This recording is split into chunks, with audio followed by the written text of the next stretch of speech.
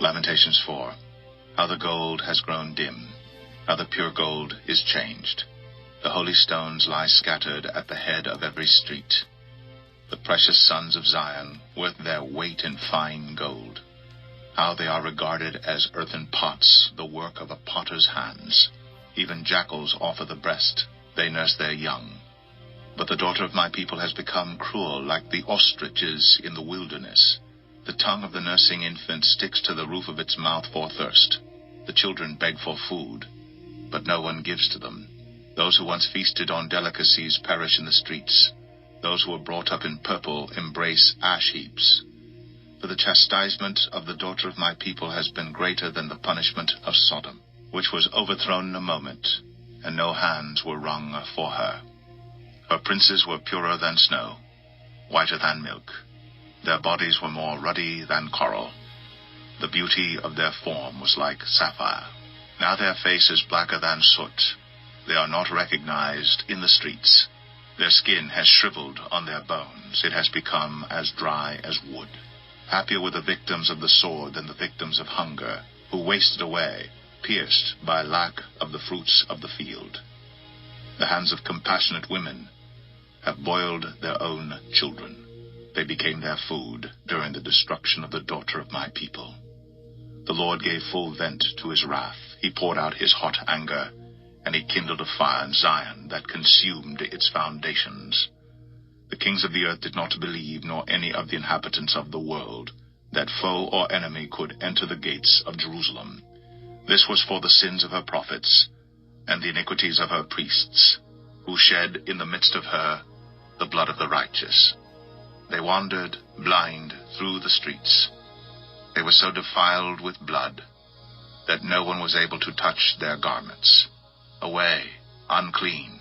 People cried at them, away, away, do not touch. So they became fugitives and wanderers. People said among the nations, they shall stay with us no longer. The Lord himself has scattered them. He will regard them no more. No honor was shown to the priests, no favor to the elders. Our eyes failed, ever watching vainly for help. In our watching we watched for a nation which could not save. They dogged our steps so that we could not walk in our streets. Our end drew near. Our days were numbered, for our end had come.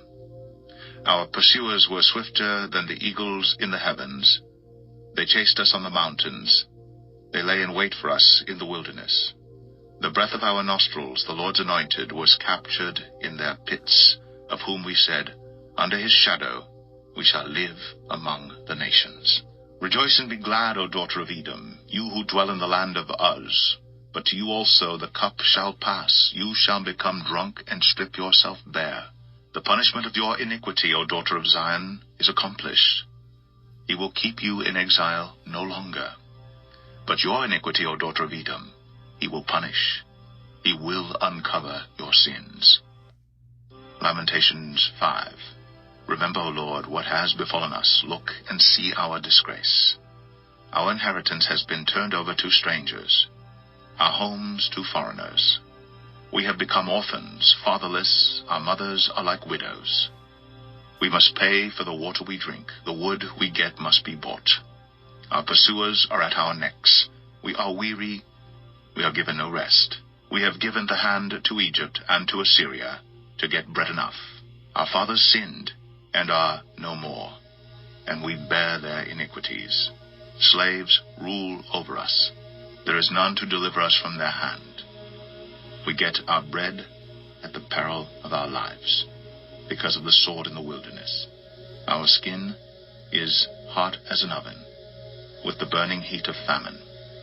Women are raped in Zion, young women in the towns of Judah.